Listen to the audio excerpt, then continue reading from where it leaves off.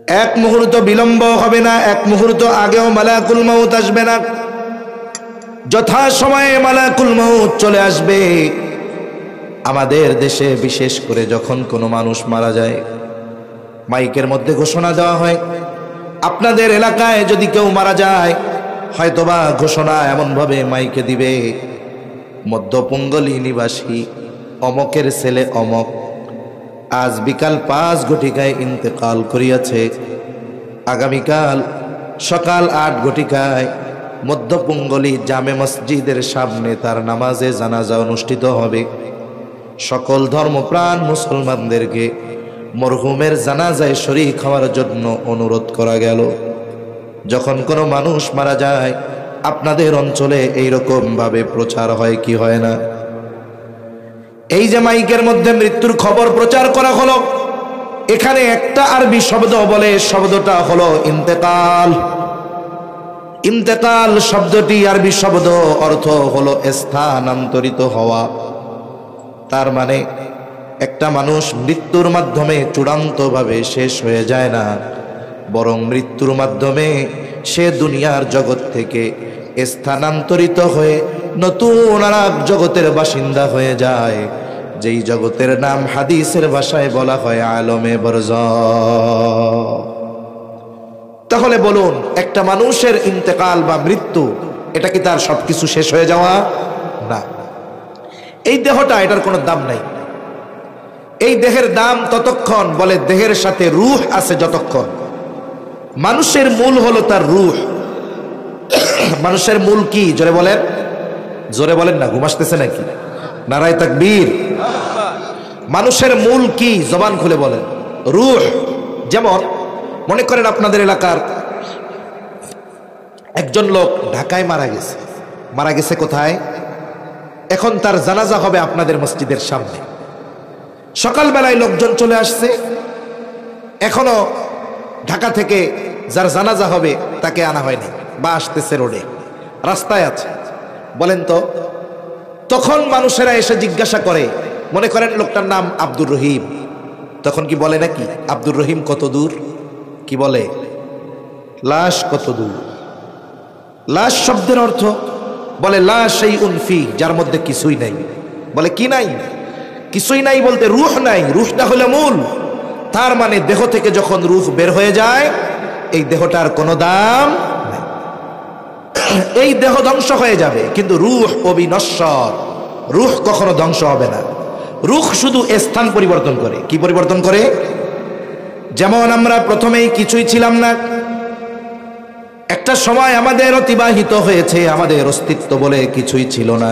আল্লাহ তাআলা বলেন, হাল আতা আলাল ইনসানি হিনুম মিনাদ দাহরি লাম ইয়াকুন শাইআম মাযকুরা।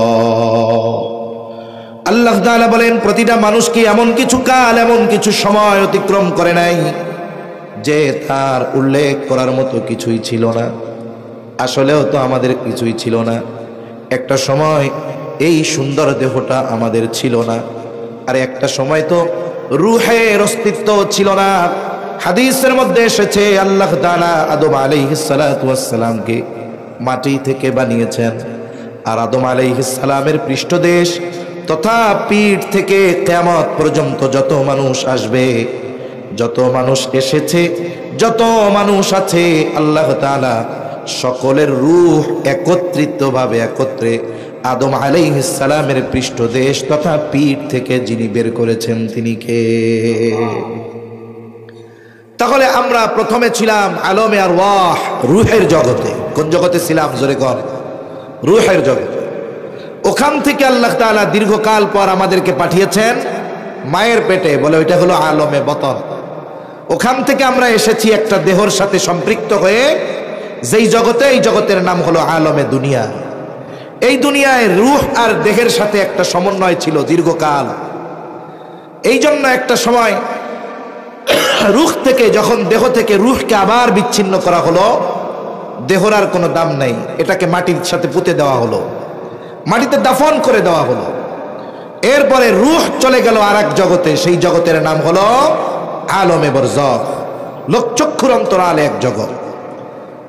বলে ওই জগতে রূহের হালত কেমন হবে, অবস্থা কেমন হবে? বলে দুনিয়ার জগতে যারা আল্লাহ তাআলার আদেশ নিষেধ মেনে চলেছে ওই মানুষগুলো আলমে বরজখের মধ্যে শান্তিতে থাকবে। হাদিসের মধ্যে এসেছে তাদের কবর হয়ে যাবে রাউদাতুম মিন রিয়াদিল জান্নাহ, কবরটা হয়ে যাবে জান্নাতের বাগান। আবার এই দুনিয়ায় যেই মানুষগুলো নিজের খেয়াল খুশি মতো চলেছে, মনে যা চেয়েছে তাই করেছে, মনে যা চেয়েছে তাই করেছে, আল্লাহর হুকুম মানে নাই, নবীর আদেশ মতো চলে নাই, বলে তাদের জন্য আলমে বরজখ এটা হয়ে যাবে জাহান্নামের একটা গর্তের মতো। বলে আলমে বরজখে শান্তির পরিমাণ কত আর কষ্টের পরিমাণ কত। হাদিসের মধ্যে এসেছে, লম্বা হাদিস, যখন কোনো ব্যক্তিকে কবরে রাখা হবে আল্লাহ তাআলার পক্ষ থেকে যখন ওই ব্যক্তির জন্য তিনটা প্রশ্ন হাদিসের মধ্যে এসেছে নির্ধারিত করা, আল্লাহর নির্দেশে ফেরেশতা চলে আসবে কবরে, তিনটা করে প্রশ্ন করা হবে। মার রব্বুক ওয়া মা দীনুক, আরেক বর্ণনায় আসছে ওমান নাবিয়ুক, আরেক বর্ণনায় আসছে নবীকে দেখায়া বলা হবে মা হাযার রাজুলুল্লাযী বুইসা ফীকুম, এই ব্যক্তিকে যাকে তোমাদের কাছে প্রেরণ করা হয়েছিল। এই তিন প্রশ্নের জবাব যে দিতে পারবে সে পরীক্ষায় পাস। আল্লাহ তাআলার পক্ষ থেকে ঘোষণা আসবে সাদাকা আবদি সাদাকা আবদি ফাফরিশুহু মিনাল জান্নাহ ওয়ালবিসুহু মিনাল জান্নাহ ওয়াফতাহু লাহু বাবান ইলাল জান্নাহ।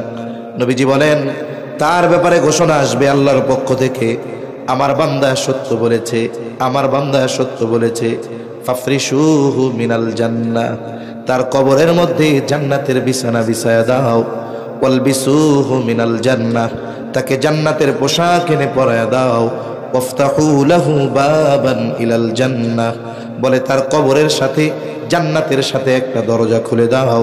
নবীজি বলেন তার কবরকে এতটা বিস্তৃত করে দেওয়া হবে, তার দৃষ্টিসীমা যত দূরে যায় তত দূর পর্যন্ত তার কবরকে বিস্তৃত করে দেওয়া হবে। বলে কেন? বলে নবী জানায় দিয়েছেন ওই জগৎটা হলো লোকচক্ষুর অন্তরালের জগৎ, ওই জগতের কোনো কিছু দেখার মতো যোগ্যতা আল্লাহ মানুষকে দেন। আবার এই তিন প্রশ্নের জবাব যারা দিতে পারবে না এরা তো পরীক্ষায় ফেল, বলবে লা আদ্রি, আমি কিছুই জানি না।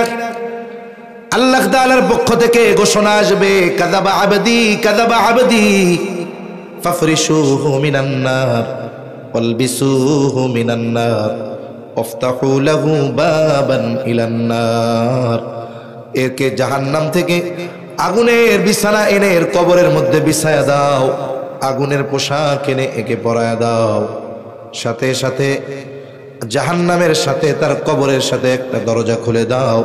নবীজি বলেন তার কবরকে এত সংকীর্ণ করে দেওয়া হবে, দুই দিকের মাটি তাকে এমন ভাবে চাপ দিবে যে এক পাজরের হাত অপর পাজরের মধ্যে ঢুকে যাবে।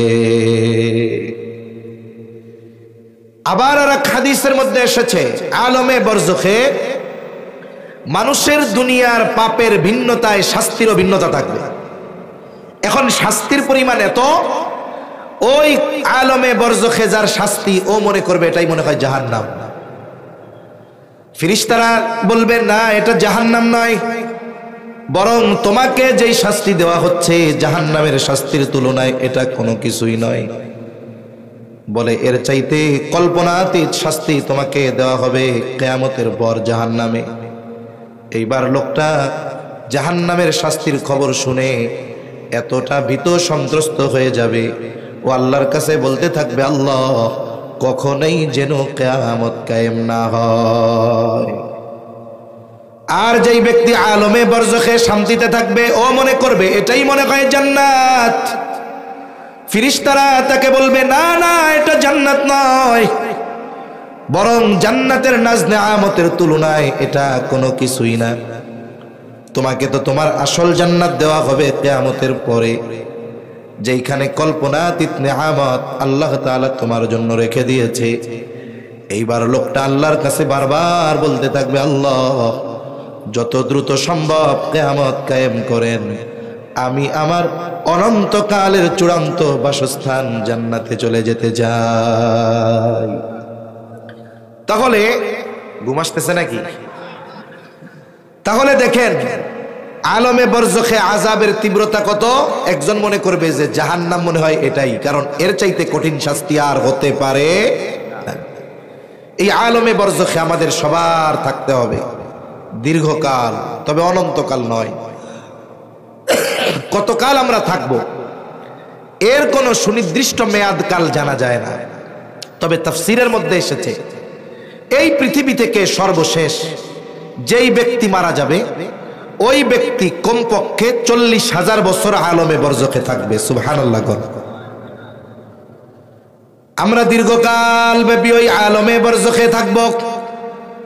সিংহায় ফুৎকারের মাধ্যমে আলমে বরজখের অবস্থান কাল শেষ হবে।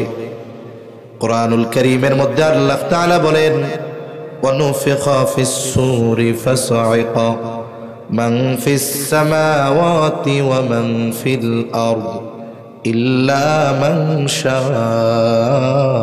শাআল্লাহ সুম্মা নুফিখা ফীহি উখরা ফাইযা হুম কিয়ামুন ইয়ানযুরুন। আল্লাহ রাব্বুল আলামিন বলেন, প্রথমবার সিংহায় যখন ফুৎকার দেওয়া হবে, সিংহায় ফুৎকারের আওয়াজ এত তীব্র হবে, বলে ওই আওয়াজ সময়ের সাথে সাথে বাড়তে থাকবে, আওয়াজ এত বেশি হবে। আল্লাহ তাআলা বলেন, ফাসাইকা মান ফিস সামাওয়াতি ওয়া মান ফিল আরদ, আসমান জমিনের মাঝে যত প্রাণী আছে, যত প্রাণ আছে, সবাই সিংহার ফুৎকারের আওয়াজে অজ্ঞান হয়ে যাবে। তাফসীরের মধ্যে এসেছে প্রথমে অজ্ঞান হবে, এরপরে তারা মারা যাবে। বলে তারা ছাড়া, কারা ছাড়া? বলে আল্লাহ তাআলা যেগুলো চান সেগুলো ছাড়া সকল প্রাণীর মৃত্যু সংগঠিত হবে। সর্বশেষ মানুষটাও ইন্তেকাল করবে, এই দুনিয়ার জগৎ থেকে আলমে বরজখের বাসিন্দা হয়ে যাবে। কত বছর থাকবে? বলে কমপক্ষে 40,000 বছর। এরপরে আল্লাহ তাআলা বলেন, সুম্মা নুফিখা ফীহি উখরা ফাইযা হুম কিয়ামুন ইয়ানযুরুন। আল্লাহ তাআলা এরপরে ইসরাফিল আলাইহিস সালামকে পুনরায় সিংহায় ফুৎকারের নির্দেশ দিবেন। দ্বিতীয়বার যখন সিংহায় ফুৎকার দেওয়া হবে, যে যেখানে মরছে, যাকে যেখানে কবর দেওয়া হয়েছে, সমুদ্রের মধ্যে হোক, গহীন অরণ্যে হোক, আপনাদের কবরস্থানে হোক, যেখানেই হোক না কেন, প্রত্যেকের অবস্থান স্থল থেকে উঠে দাঁড়িয়ে যাবে। বলেন আল্লাহু আকবার। আল্লাহ তাআলার নির্দেশে ইসরাফিল আলাইহিস সালাম দ্বিতীয়বার সিংহায় ফুৎকার দিলে আবার আমরা সবাই হাসরের ময়দানে উঠে যাব।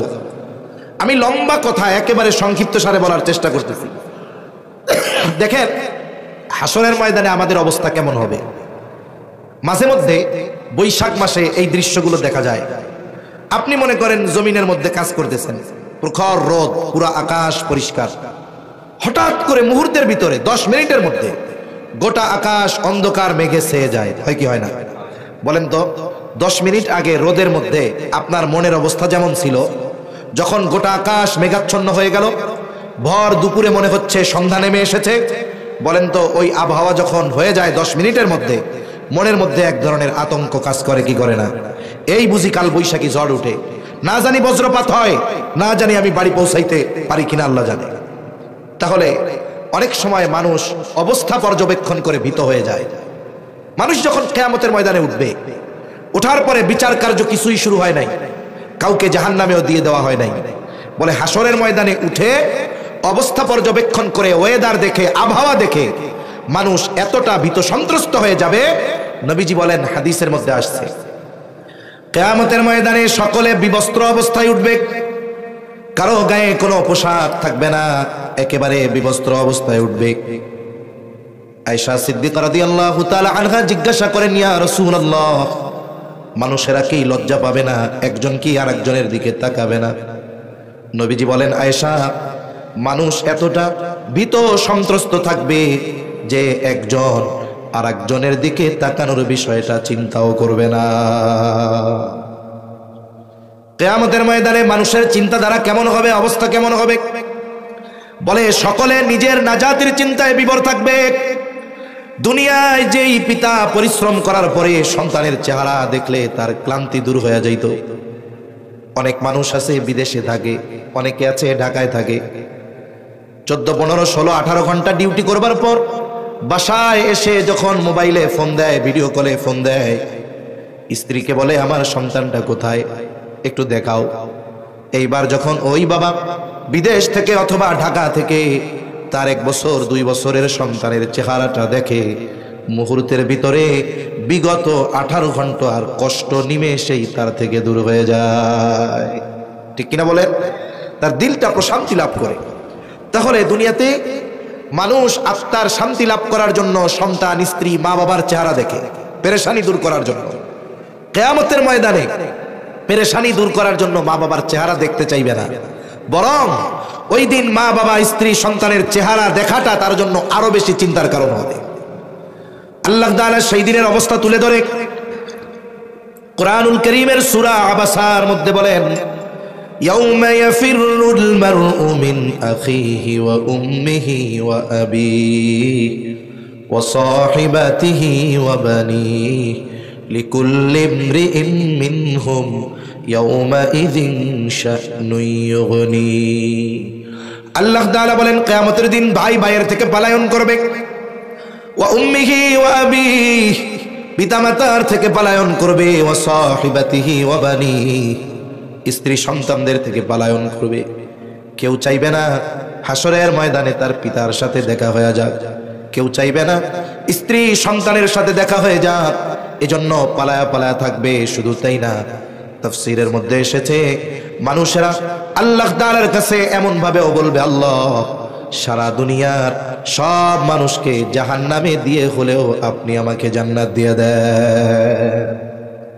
তাহলে ওই কিয়ামতের ময়দানের ভয়াবহতা কত বেশি, এটা ওই সময় বাস্তবে উপলব্ধি করা যাবে। ঠিক কিনা বলেন? এবার বিচার আচার হবে। বিচার আচারের পরে মানুষেরা 2 দলে বিভক্ত হবে। কয় দলে? জোরে কর। এ দুনিয়ায় যত দল হোক না কেন, কিয়ামতের দিন সর্বশেষ কয় দল? 2 দল। আল্লাহ তাআলা বলেন, ফারিকুম ফিল জান্নাতি ওয়া ফারিকুম ফিস সাঈর। একটা দল হবে জান্নাতি, আর এক দল হবে জাহান্নামী। জান্নাতি যারা জান্নাতে ঢুকবে, অনন্তকাল জান্নাতি। জাহান্নামীদের মধ্যে 2 শ্রেণীর মানুষ হবে। বলে এক দল হবে অনন্তকাল জাহান্নামী, আর এক দল হবে ক্ষণস্থায়ীভাবে জাহান্নামী। তাদের মধ্যে ঈমান আছে, কিন্তু দুনিয়ায় পাপাচার অনাচারে লিপ্ত থাকার কারণে শাস্তি ভোগ করার জন্য জাহান্নামে যাওয়া লাগবে। এইবার জান্নাতি জান্নাতে, জাহান্নামী জাহান্নামে। জান্নাতি হাসরের ময়দানে কাউকে চিনতে চাইবে না, কিন্তু জান্নাতে যাওয়ার পরে কাউরে ভুলবে না। বলে দুনিয়ায় একদিনও যার সাথে তার সাক্ষাৎ হয়েছিল, জান্নাতি জান্নাতে গিয়ে তাকেও খুঁজতে থাকবে। বলেন তো, জান্নাতি জান্নাতে গিয়ে পরিচিত সবাইকে খুঁজবে ঠিক, কিন্তু জান্নাতের মধ্যে জান্নাতি তার পরিচিত সবাইকে খুঁজে পাবে নাকি? সবাইকে খুঁজে পাবে না, কারণ তার অনেক পরিচিত বন্ধু বান্ধব, আত্মীয় স্বজন জাহান্নামের বাসিন্দা হয়ে যাবে। ঠিক কিনা গণ? এই কথাগুলোই বলে আল্লাহ তাআলা, আমি আমার মূল আয়াতের দিকে যাব, যে কথা বলা আমার উদ্দেশ্য। মূল কথা বলতে বেশি সময় লাগবে না, এজন্য আপনারাও বেশি চিন্তিত হবেন না, কষ্ট নেবেন না। আমিও অসুস্থ মানুষ, দীর্ঘ রাত আমিও করব না, এজন্য একটু সবরের সাথে শোনা যাবে তো ইনশাআল্লাহ। আশা করি জীবন পরিবর্তনের কাজে লাগতেও পারে। আসলে আমি গতানুগতিক দ্বারার ওয়াজ করতে পারি না, আমি কোরআন সুন্নাহর আলোকে কথা বলি। আর তারাই আমার কথা শোনার জন্য বসে থাকবে যারা কোরআন হাদিসকে ভালোবাসে, যারা গল্প, রঙ্গ তামাশা, সঙ্গীত, চুটকি গল্প এগুলো যাদের ভালো লাগে, তাদের এগুলো ভালো লাগবে না। ঠিক কিনা বলে? কারণ কি? বলে এক লোক সারা বছর ভেজাল ঘি বিক্রি করে, আমিও কিন্তু গল্প পারি না তা না, 2-1টা গই। এখন সবে বরাতের দিন নিয়ত করছে যে আল্লাহ এই রাত্রে সবাইরে মাফ করে দেয়, আমিও আজকে থেকে তওবা করলাম, খাঁটি ঘি বেচা শুরু করবো। কারণ বাংলাদেশে যেখানেই যান, ঘি কোন জায়গার? কয় পাবনার। বানাইছে গিয়া দেখা যাবে কোন চিপার মধ্যে, ঢাকা শহরে ঘি কোন জায়গার লেখে পাবনার খাঁটি গাওয়া ঘি। এই জন্য ঘির গল্প আপনাদের কইতেছি আর কি। এখন এই নিয়ত করে খাঁটি ঘি ওই দিন আনছে, তা ওই লোকের এক পার্মানেন্ট কাস্টমার আছে, ঘি কেনে তার থেকে। শবে বরাতের রাত্রেও ঘি কিনছে, এখন এই ঘি বাসায় গিয়ে খাইয়া সবার ডায়রিয়া ছুটে গেছে। পরের দিন এসে ঘিওয়ালারে ধরছে, ভাই কি কামটা করলা ভাই, সারা বছর খাঁটি ঘি খাওয়াইয়া শবে বরাতের রাত্রে ভেজাল ঘি দিলা। আর ও মনে মনে কয়, আল্লাহ সারা বছর ভেজাল ঘি খাওয়াইলাম, শবে বরাতের রাত্রে ভালো ঘি দিলাম, এ পাবলিক গো পেট ভেজাল ঘি খাইতে খাইতে এমন হইছে এখন আর খাঁটি ঘি গো পেটে হজম হয় না। ঠিক কিনা বলেন? এজন্য কি দেখা যায়, কোরআন সুন্নাহর কথা আমাদের ভাল লাগে না। ভাল লাগবে কি, এসে গরম ঝাড়ি ঝুড়ি মারমু, কিছু দুই চারটা সঙ্গীত কমু, দুই চারটা রসকস বানাইয়া মিথ্যা গল্প বলবো, এগুলা শুনতে মানুষের খুব মজা লাগে। এজন্য আমাদেরও পরিবর্তন হওয়া দরকার। ঠিক কিনা কর? এবার জান্নাতি জান্নাতে, জাহান্নামী জাহান্নামে। আল্লাহ সে কথাই বলে, কুল্লু নাফসিন বিমা কাসাবাত রাহিনা ইল্লা আসহাবাল ইয়ামিন। আল্লাহ তাআলা বলেন প্রত্যেকটা মানুষ তার কর্মের কারণে আবদ্ধ থাকবে। মূল কথা হলো মানুষ যারা বাম খাতে আমলনামা পেয়েছে তারা তাদের পাপের কারণে জাহান্নামের মধ্যে আবদ্ধ থাকবে। ইল্লা আসহাবাল ইয়ামিন, তবে যারা ডানপন্থী, যারা ডান হাতে আমলনামা পেয়েছে তারা নয়, এরা তো জান্নাতি। এবার জান্নাতি জান্নাতে গিয়ে পরস্পর তারা আলোচনা করবে, কোথায় রে আব্দুর রহিম রে তো জান্নাতে দেখি না, একসাথেই তো আমরা বাজারে ব্যবসা করতাম, একই মাঠেই তো খেলাধুলা করতাম, একই কলেজে লেখাপড়া করতাম, কোথায় আব্দুর রহিম? জান্নাতীরা পরস্পর আলোচনা করতে থাকবে, ফি জান্নাতি ইয়াতাসাআলুনা আনিল মুজরিমিন। মুজরিমদের ব্যাপারে তারা আলোচনা করবে। তাফসীর ইবনে কাসীরের মধ্যে এসেছে আল্লাহ তাআলা জান্নাতি আর জাহান্নামীদের মধ্যে দেখা এবং কথা বলার ব্যবস্থা করে দিবে।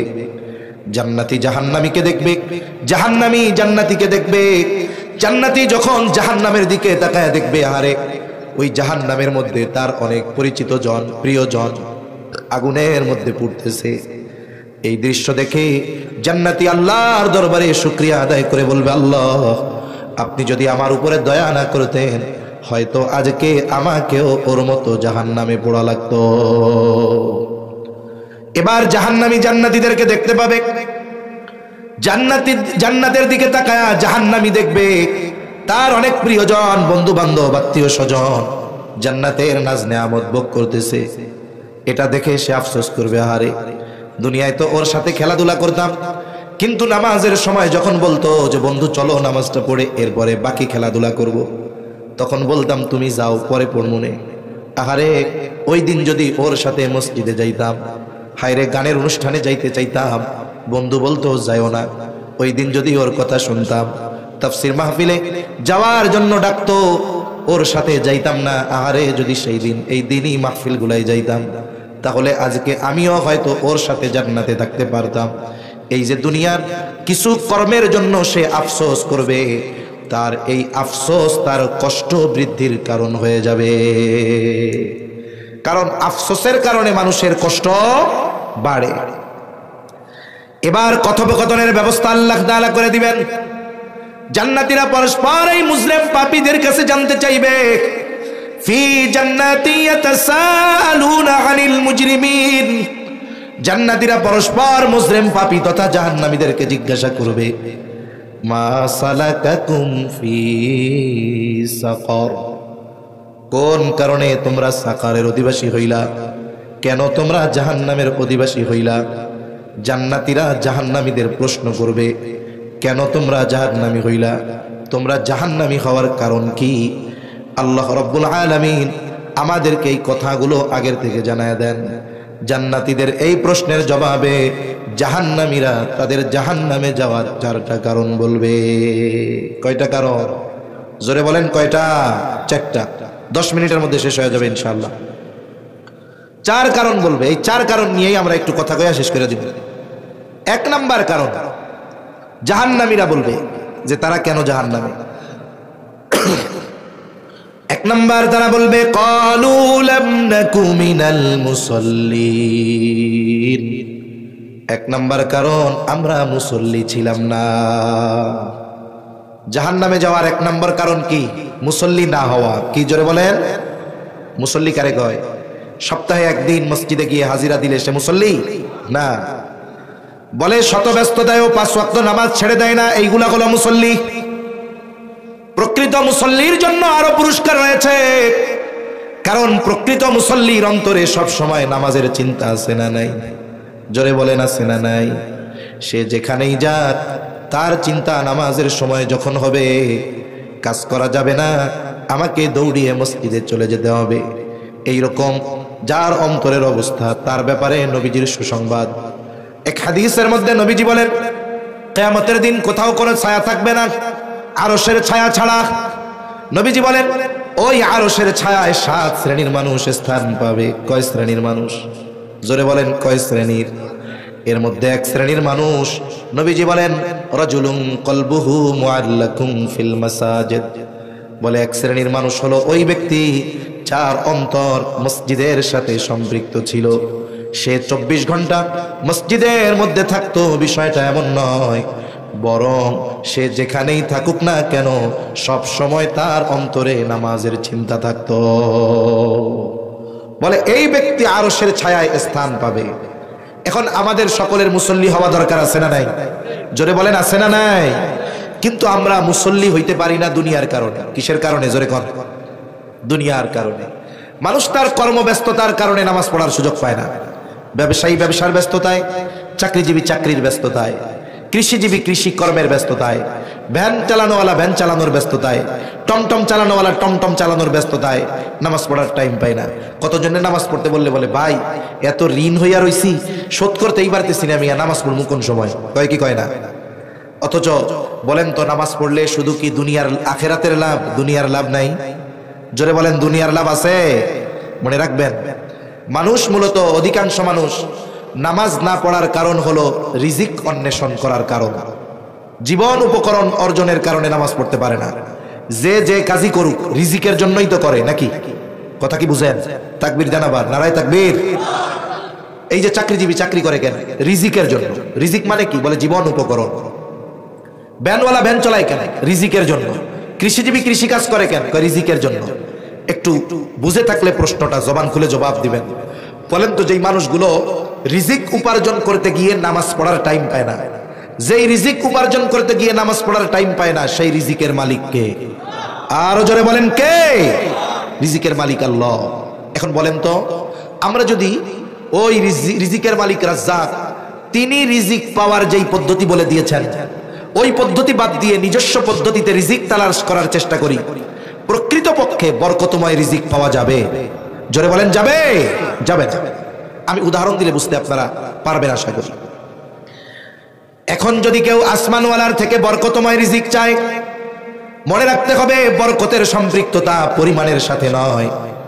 আল্লাহ তাআলা চাইলে অল্পের মধ্যে বরকত দিতে পারেন কি পারেন না? আবার অনেক আছে বরকত শূন্য করে দিতে পারেন কি পারেন না? এখন আমরা যদি বরকতময় রিজিক চাই, কি করণীয়? আল্লাহ তাআলা বলেন, ওয়া'মুর আহলাকা বিস-সালাতি ওয়াসতাবির আলাইহা লা নাসআলুকা রিজকা।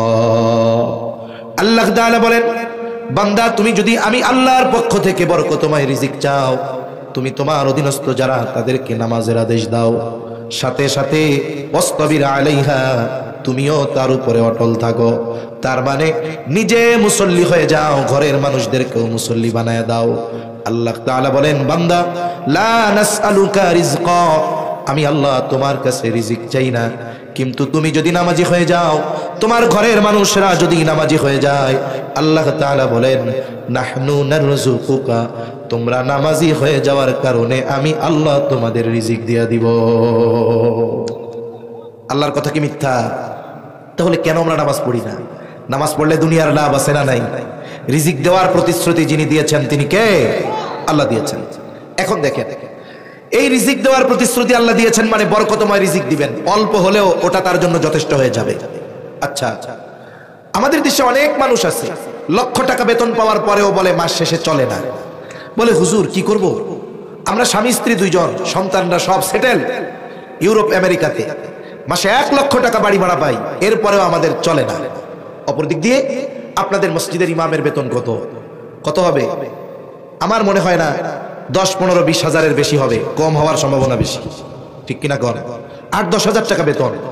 কিন্তু হুজুর তার পরিবারে স্বামী স্ত্রী দুইজন, বাচ্চা আছে 4টা, সাথে সাথে মা বাবাও আছে। সংখ্যা কয়জনের? বলে 8 জনের ফ্যামিলি। বেতন কত? 10,000। চলা তো অসম্ভব, এরপরেও আল্লাহ চালায় নেয়, ঠিক কিনা কর? কেন চলে? চলার একটা কারণ আছে। কোন ইমামের ঘরে তার মা বাবা বেনামাজি হয় না, কোন ইমামের স্ত্রী বেনামাজি হয় না। আরে ইমামের ঘরে 2 বছরের ছোট বাচ্চাটাও ইমামের সাথে সেজদা দেয়। মনে রাখতে হবে, ইমাম সাহেব যেমন নামাজি, ঘরের মানুষগুলো নামাজি হয়ে যাওয়ার কারণে বেতন অল্প হলেও ওই অল্প বেতনে বরকত যিনি দেন তিনি কে?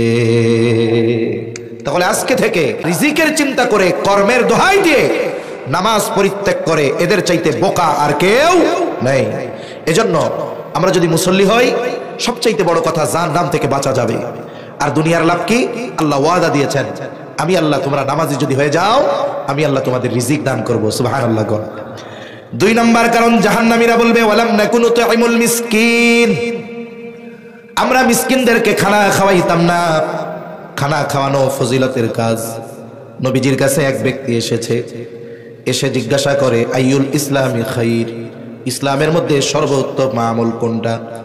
নবীজি তো উম্মতের রুহানি ডাক্তার, একই প্রশ্নের জবাব ব্যক্তির ভিন্নতায় ভিন্ন জবাব দিতেন। এই ব্যক্তির এই প্রশ্নের জবাবে নবীজি বললেন তুতঈমুত তাআম ওয়া তাকরাউস সালাম আলা মান আরাফতা ওয়া মান লাম তারিফ। নবীজি বলেন, তুমি মানুষকে খানা খাওয়াইবা আর পরিচিত অপরিচিত সবাইকে বেশি বেশি সালাম দিবা। এখানে নবীজি খানা খাওয়ানোর কথা বলে কোনো ক্লাসিফিকেশন করেন নাই, স্তর বিন্যাস করেন নাই। স্বাভাবিকভাবে কোন দরিদ্র মানুষ সে যদি কোনো কোটিপতিকে আল্লাহর সন্তুষ্টির জন্য খানা খাওয়ায়, বলেন তো এই খানা খাওয়ানোর বিনিময়ে সে সওয়াব পাবে কি পাবে না? খাওয়াইতে হবে কার জন্য? একজন কোটিপতি যার খাবারের প্রয়োজন নাই, তাকে যদি আল্লাহর জন্য খানা খাওয়াইলে সওয়াব হয়, তাহলে যার খাবারের প্রয়োজন, ক্ষুধার্ত, বলেন তাকে খানা খাওয়াইলে সওয়াব বেশি না কম? দ্বিগুণ সওয়াব হয়।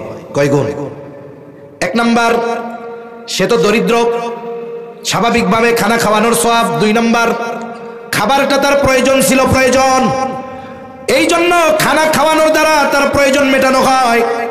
আর নবীজি বলেন, যখন একজন মুমিন অপর মুমিন ভাইয়ের কোনো প্রয়োজন মিটিয়ে দেয়, এই কারণে আল্লাহ তাআলা ওই ব্যক্তির দুনিয়া আখিরাতের প্রয়োজন মিটিয়ে দেয়।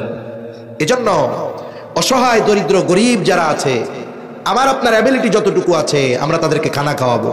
তাহলে কি হবে? আল্লাহর জন্য খানা খাওয়ালে স্বাভাবিকভাবে খানা খাওয়ানোর সওয়াব। 2 নম্বর, খাবার তার প্রয়োজন ছিল, এই প্রয়োজন মেটানোর কারণে আল্লাহর নবী বলেন আমার আপনার প্রয়োজনও দুনিয়া আখিরাতে মিটিয়ে দিবেন কে? আরো জোরে বলেন কে? আল্লাহ মিটিয়ে দিবেন। আবার দেখেন, এই অভুক্ত ক্ষুধার্ত যদি আপনার আমার প্রতিবেশী হয়, তাহলে 3 গুণ সওয়াব। খানা খাওয়াইলে কয় গুণ সওয়াব? জোরে কন্যা, কয় গুণ? 3 গুণ। 1 নম্বর, প্রতিবেশী হিসাবে তার হক আদায় হবে। 2 নম্বর, খানা খাওয়ানোর সওয়াব হবে। বলে 3 নম্বর, তার প্রয়োজন মেটানোর সওয়াব হবে। আবার প্রতিবেশীর ব্যাপারে নবীজি তাকিদ দিয়ে বলেন, ওই ব্যক্তি মুমিন নয় যে নিজে পেট পুরে খায় আর তার প্রতিবেশী অভুক্ত থাকে। বলে ওই ব্যক্তি মুমিন হতে পারে না। এই জন্য আমার আপনার প্রতিবেশীর দিকে খেয়াল রাখা দরকার। আমি মজার মজার খানা খাই, কিন্তু আমার প্রতিবেশী কি খায় সেটাও খেয়াল করা দরকার। এই জন্য নবীজি বলতেন, তোমরা তোমাদের তরকারির মধ্যে ঝোল বাড়ায়া দাও, পানি বাড়ায়া দাও। কেন? বলে যাতে তুমি তোমার প্রতিবেশীর খোঁজ খবর নিতে পারো। তাহলে প্রতিবেশী যদি অভুক্ত হয়, দরিদ্র হয়, খানা খাওয়াইলে কয় গুণ সওয়াব? 3 গুণ।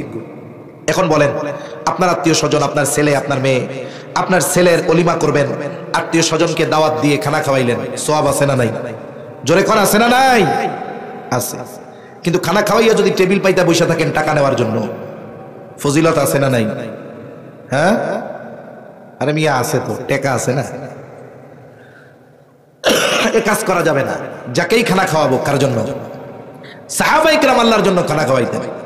কতজন তো এগুলোর একটা ব্যবসা বানায় নিছে। হ্যাঁ, আমাদের এলাকায় এক হুজুর আছে, ওয়াজ করে, মানে উনি এক গল্প কয়, পোলারে দিছে মুসলমানি। কি দিছে? অনেক জায়গায় আছে মুসলমানি দিলেও মানুষের দাওয়াত করে খাওয়ায়, আছে না এরকম? এগুলো শরীয়তে কোনো ভিত্তি নাই, এগুলো গুনাহ হয় বেশি। এখন দাওয়াত দিয়ে খাওয়াইছে, দাওয়াত দিছে, টাকা পয়সা নাই। টাকা পাইব কই? কয়েক সুদখোরের কাছ থেকে টাকা আনছে 2 লাখ। এইবার এটা দিয়ে আইনা মানুষে খানা খাওয়াইছে। এখন মানুষ এই জামানায় খানা খাইয়া কি 1000 টাকার কম দেওয়া যায়? লজ্জা শরমের ব্যাপার। এখন হিসাব টিসাব করে দেখে ইনভেস্ট করছি 2 লাখ, টাকা উঠছে 4 লাখ, লাভ কত? আরেকজন জিজ্ঞাসা করে, কাকা ব্যবসা কেমন হইল? কই ভালোই হইছে। কই ভুল হয়ে গেছে, আমারটাও আগে আগে নিয়ে নিছি, নাইলে আমারটা দিয়েও তো আরেক ব্যবসা করা যেত। এই ধরনের দাওয়াত দিয়ে ডাকাতি করে নেওয়ালা লোক সমাজে আছে না নাই? মনে রাখবেন, এক মুসলমান যদি অপর মুসলমানকে দাওয়াত দেয় যেতে হবে, এটা হক। কিন্তু যদি আপনি নিশ্চিত হন এই দাওয়াত দিচ্ছে শুধুমাত্র আন্তরিকতার সাথে নয়, এখানে এটারও বিষয় আছে, ওই দাওয়াতে না গেলে কোনো গুনাহ হবে না। সাহাবা ইকরাম আল্লাহর জন্য খানা খাওয়াইতেন, তাদের এই গুণটা আল্লাহর কাছে এত পছন্দ হয়েছে, আল্লাহ কোরআনে বলছেন এই গুণের কথা। তারা মানুষকে খানা খাওয়ায় কি বলতো? ইন্নামা নুতঈমুকুম লিওয়াজহিল্লাহি লা নুরিদু মিনকুম জাযাআও ওয়ালা শুকুরা।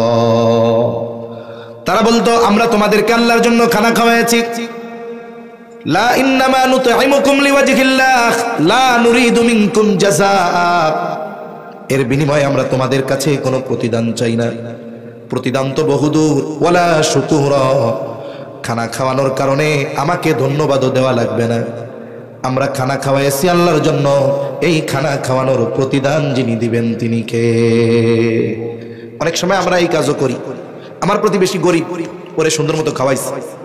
এইবার 2 দিন পরে ওরে আমি একটা কাজের জন্য ডাকছি, এই আমার এই কামটা করে দে। এখন ও কয় না পারবো না। এখন আমি কি কই, 2 দিন আগে তোরে গোশত দিয়া পেট ভরে ভাত খাওয়াইলাম, আর আজকে আমার কামটা করে দিলি না। এরকম কওয়ান্য লোক আসেনি নাই? এই যে আপনি উপকার করে খুঁটা দিলেন, হাদিসের মধ্যে আসছে, এটা কেমন জানেন? এটা হলো কুকুরের একটা বদ অভ্যাস আছে। কুকুর যখন পেট ভরে খেয়ে ফেলে, হজম করতে পারে না, ও বমি করে দেয়। দেখছেন আপনারা? অনেকে দেখছেন হয়তো, বমি করে, এই বমি আবার খায়। দেখছেন না? ওই বমি আবারও খায়। বলে যারা মানুষকে উপকার করে খোঁটা দেয় তাদের স্বভাবটা কুকুরের ওই স্বভাবের মতো। আল্লাহ আমাদের হেফাজত করুক। তাহলে যে কথা বলতেছিলাম, জাহান্নামীরা জাহান্নামে যাওয়ার দ্বিতীয় কারণ, বলে আমরা মিসকিনদের খানা খাওয়াইতাম না, আমরা মিসকিনদের খানা খাওয়াবো। জোরে বলেন ইনশাআল্লাহ। সময় পার হয়ে গেছে। মিয়া বল খেলা দেখছেন না? বল খেলা কয় মিনিটের হয় কোন? তো 90 মিনিটের পরে একটু টাইম বাড়ায় দেয় না, ওইটার কি টাইম কয়? এখন মনে করেন ওই ইনজুরি টাইম বা ফার্স্ট টাইম চলতেছে, যে কোনো টাইম স্টপ হয়ে যাবে, চিন্তা করেন না, দূর হবে না আর। 3 নাম্বার কারণ জাহান্নামীরা জাহান্নামে যাওয়ার, তারা বলবে ওয়া কুন্না নাখুযু মা'আল খাইদিন, বলবে আমরা অনর্থক অহেতুক কথাবার্তায় যারা লিপ্ত থাকতো তাদের সাথে আমরা ওই মজলিসে থাকতাম। আমাদের দেশে চায়ের দোকানে মজলিস আছে না নাই? প্রত্যেকটা চায়ের দোকানের মজলিস অনর্থক মজলিস। ওই মজলিসগুলো গীবতের মজলিস, ওই মজলিসগুলো মিথ্যার মজলিস। আবার আফসোসের ব্যাপার, যেই চায়ের দোকানে টিভি নাই তার ব্যবসার লালবাতি, ঠিক কিনা গণ? আবার চায়ের দোকানে টিভির দিকে তাকিয়ে তাকিয়ে অর্ধ উলঙ্গ নাচ দেখে আর চা খায় আমার যুবক ভাইরা না, সব আমার বুড়া বাবারা, ঠিক কিনা গণ? এই জন্য যুবকরা চার দোকানে লজ্জায় আর চা খাইতে যায় না, কারণ ওর বাপ বৈশা বৈশা ইন্ডিয়ান সিনেমার নাচ দেখতেছে। ওই যুবক ওইখানে গিয়ে চা খাইতে যাবে, ওর ইজ্জত শরম আছে না? ওর লজ্জা আছে, ওর বাপের না থাকুক তাতে কি? এই ধরনের মজলিসগুলো থেকে বাঁচতে হবে। আপনার সময় আছে, মসজিদে সময় দেন, কোরআন পড়া শিখেন। সারা জীবন কর্ম করেছেন, কোরআন পড়তে পারেন নাই, একটা খতমও দিতে পারেন নাই। 2টা ছেলে বিদেশে আছে, ঢাকায় ইনকাম করে। এখন চাচার আর কোনো কাম নাই, সময় কাটায় চার দোকানে গিয়া টিভি দেখা। মনে রাখবেন, এই পৃথিবী থেকে যখন একটা মানুষ মারা যায়, মৃত্যুর পরে সবচাইতে বেশি আফসোস ওই ব্যক্তি যেই বিষয়টা নিয়ে করে, সেটার নাম হলো হায়া। মানুষ মারা যাওয়ার পরে সে কথা বলে, কিন্তু তার কথা আমরা কেউ শুনি না। শুনেন কে? সে আল্লাহর কাছে কি বলে জানেন? আমার কথা না আল্লাহর কথা। মনে করেন এই হায়াতে ইবাদত করে নাই, নামাজ কালাম পড়ে নাই, ওইরকম চার দোকানে বসে বসে কাটাইছে। টাকা পয়সাও আল্লাহ দিছিল, দান সাদকা করে নাই, ভালো কাজে ব্যয় করে নাই। যুবকরা মাহফিলের জন্য গেছে, কয় হবে না, যাত্রা অনুষ্ঠান দাও, যত লাগে আছে। এরকম কিছু লোক আছে না নাই? ওই লোকগুলাও তো একদিন মরবে, তাই না? ওরা মরার পরে কি বলবে? আল্লাহ বলতেছেন, ফায়াকুল রাব্বি লাউলা আখখারতানি ইলা আজালিন করিব فأصدق وأكن من الصالحين আফসোস করে বলবে, ও আমার রব, লাউলা আখারতানি ইলা আজালিন করিব, আমারে যদি সামান্য সময়ের জন্য অবকাশ দেওয়া হইতো, আবার যদি একটু দুনিয়ায় যাওয়ার সুযোগ দিতেন। ও আল্লাহ, আমারে তো অনেক সম্পদ দিয়েছিলেন, আমি ওই সম্পদ থেকে দান সাদকা করতাম। আয় আল্লাহ, আমারে তো অনেক সুযোগ দিয়েছিলেন, নেক কাজ করি নাই, আবার একটু দুনিয়ায় যাওয়ার সুযোগ দেন মালিক, আমি নেক কাজ কইরা ভালো মানুষের অন্তর্ভুক্ত হয়ে যাবো।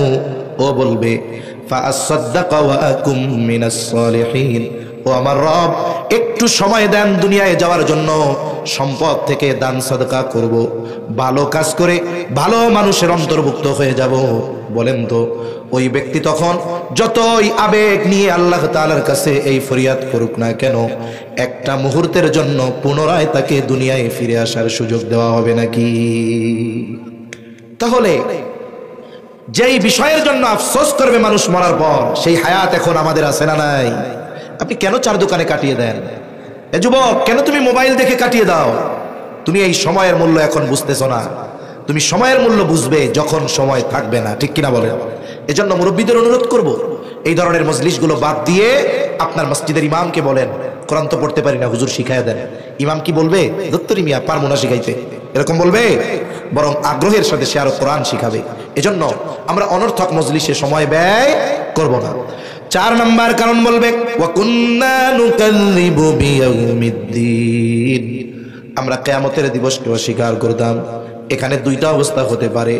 একটা হলো এক ধরনের মানুষ, তারা কিয়ামতের ব্যাপারে বিশ্বাসী ছিল তবে উদাসীন, কিয়ামতকে বিশ্বাস করত তবে এ ব্যাপারে গাফেল ছিল, তারা দীর্ঘকাল জাহান্নামে থাকবে। কিন্তু যারা কিয়ামতকে অস্বীকার করবে, এশার পরে যে হযরত বয়ান করেছেন, সম্ভবত আব্দুস সামাদ আজাদি সাহেব, তাই না? উনি কালিমা শিখাইছিল, আমানতু বিল্লাহ ওয়া মালাইকাতিহি ওয়া কুতুবিহি ওয়া রুসুলিহি ওয়াল ইয়াউমিল আখিরি ওয়াল কদরি খাইরিহি ওয়া শাররিহি মিনাল্লাহি তাআলা ওয়াল বা'সি বা'দাল মাউত। এই জায়গায় আছে ওয়াল ইয়াউমিল আখিরি, কিয়ামতের উপরেও ঈমান আনা। বলে কেউ যদি পরকালের কোনো একটা অংশকে বিশ্বাস করে সে বেঈমান। সে কি বলেন? এই জন্য আখিরাতের উপরে পরিপূর্ণ বিশ্বাস অর্জন করতে হবে। বলে কেউ যদি আখিরাতকে অস্বীকার করে সে বেঈমান, চিরকাল জাহান্নামে থাকবে। কিন্তু আখিরাত বিশ্বাস করে উদাসীন, সে দীর্ঘকাল জাহান্নামে থাকবে। এখন যদি সে কাফের হয় তাহলে তো সে অনন্তকাল জাহান্নামী। এইবার ওই মানুষগুলো বলবে, এভাবে চলছে দুনিয়া, নামাজ পড়লাম না, মিসকিন অসহায়দেরকে খানা দিলাম না, ভালো মজলিস গুলায় বসলাম না, হায়রে কিয়ামতের ব্যাপারে গাফেল ছিলাম, এভাবে চলছে দুনিয়া। হাত্তা আতানাল ইয়াকিন, দৃঢ় সত্যের আগমন ঘটলো, অর্থাৎ মৃত্যু চলে আসলো। তাওবা করতে পারলাম না, ভালো কাজ করতে পারলাম না, নেককার হতে পারলাম না, এখন ঠিকানা হয়ে গেল জাহান্নাম। আর আল্লাহ তাআলা বলেন, ফামা তানফাউহুম শাফাআতুশ শাফিঈন। আল্লাহ তাআলা বলেন, বান্দা, এই কথাগুলো কোরআনুল কারীমে এত সুস্পষ্টভাবে বলে দেওয়ার পরেও তোমরা যেহেতু নিজেদের মধ্যে পরিবর্তন আনতে পারো নাই, ঠিকানা তোর জাহান্নাম, কোন সুপারিশকারীর সুপারিশ তোমাদের জন্য কবুল করা হবে না। এখন বলেন, কারা কারা জান্নাতে যেতে চায়? হাত উঁচা করেন। কারা জান্নাতে যাইতে চায়? হাত উঁচা করেন। নারায়ে তাকবীর, নারায়ে তাকবীর। মাশাআল্লাহ, হাত নামান। কেউ আছেননি জাহান্নামে যাইতে চান? কিন্তু জাহান্নামে যাইতে চাই না ঠিক, জাহান্নামীদের কাম তো করি। এজন্য জাহান্নামীদের কাজ আমরা করব না, জাহান্নামীদের কাজ আমরা করব না। তাহলে জাহান্নাম থেকে যদি বাঁচতে হয়, জান্নাতে যদি যেতে হয়, তাহলে কি করণীয়? বলে আমাদেরকে মুসল্লি হতে হবে। কি হতে হবে? জোরে বলেন, জোরে বলেন, কি হতে হবে? মুসল্লি হতে হবে। মিসকিন অসহায়দেরকে খানা খাওয়াইতে হবে। এরপরে অনর্থক এই 4 দোকানের মজলিস বাদ দিতে হবে। এরপরে আখিরাতের প্রতি দৃঢ় বিশ্বাস রাখতে হবে। তাহলে জাহান্নাম থেকে কোন জায়গার বাসিন্দা হওয়া যাবে? বলেন। আল্লাহ সকলকে জান্নাতের বাসিন্দা হিসাবে কবুল করুক। সকলে বলি আমিন।